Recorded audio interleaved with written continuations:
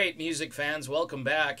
It's Dave. It's the Real Music Observer observing real music in real time for real people, just like you right there, and yours truly right here. Journey hasn't really had a rhythm guitarist since, George Tickner was in the band back in the early, very early stages of the group. He, of course, left the band, and they didn't have a rhythm guitar player. Neil pretty much plays everything from that point forward. The band never got a rhythm guitarist when Steve Perry joined the band. Perry himself was a drummer, so he didn't play any rhythm guitar. Again, I think Neil had it covered, and I think what's going on now is kind of bizarre to me, and I'm sure there's a reason for it. I've been watching a lot of footage from this year's tour and some from last year's tour. And Jonathan Cain is playing a lot of rhythm guitar. And I'm not sure if it's really necessary. I know Travis Thibodeau is back there playing keyboards. Last year, it took at least a week of my time to figure out who this guy was and why he's there. Apparently, it's so John can get out there and play rhythm guitar. And if you're going to a Journey concert these days, you're going to see 3 guitar players up on stage congregating. You hear, of course, Neil, who's out there, carrying the bulk of the load, and John's out there, and of course Ross is playing bass.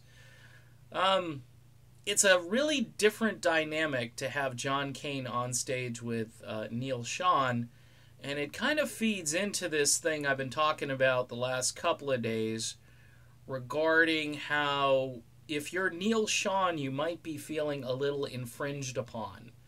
All right, I mean, I haven't seen Neil go back and play keyboards. I'm just saying it.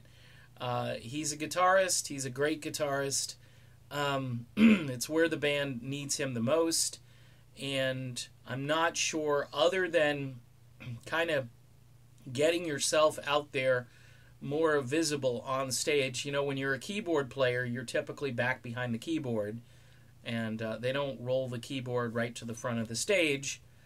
Typically, that's where your lead singer, Arnell, spends most of his time. So, watching this unfold, it kind of feeds a little more fuel to the fire that something is up with the way this band is being photographed and the way they're being documented. And it doesn't seem that Neil is isolated enough as a guitar player. When you watch the footage, you might be confused, especially a new person who's, a lot of people don't know the difference between a lead guitarist and a rhythm guitarist. It's just, they see 2 guys with guitars and they think, oh, they're both basically doing the same job up there and they're creating this wall of sound. And, you might focus on this other guy who's doing a lot of posing,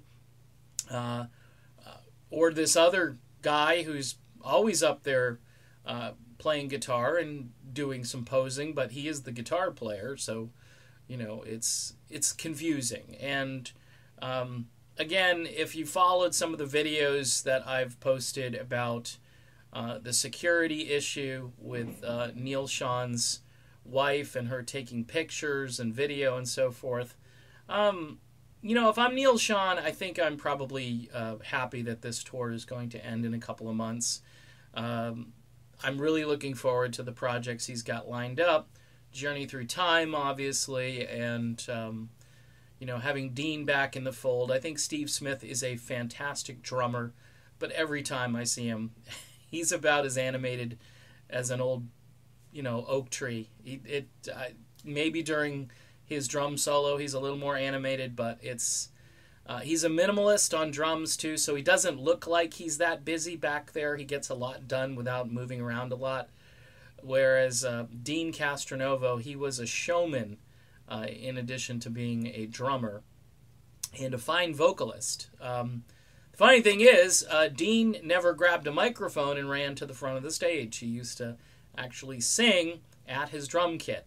And I would kind of remind Journey management that we're used to seeing Jonathan Cain as a keyboard player. Now, if Travis is there, and Travis doesn't need to be there because John can pretty much do what Travis is doing, why is Travis there? Well, Travis, I believe, is there so John can get up there and roam and do some stuff. Maybe Travis does fill in some important keyboard sounds and so forth. But I recall this little concert back in '81 from Houston where it was just the guys who are in the group actually on stage performing and doing what they do. So if they could pull it off then and have a killer recording like that, I think, especially with all the new technology nowadays, I think it would be even easier to pull it off now. So that's my commentary on this topic. What do you think, Journey? The Florida Guitar Army? Maybe the San Francisco Guitar Army now? It's, with no offense to the Outlaws, who are really the Florida Guitar Army. It's weird. And again, it adds another layer of this stuff that's going on behind the scenes that nobody, unless you're really paying close attention to it, would see or understand. Okay, I'm done. I'll be back soon. See you then.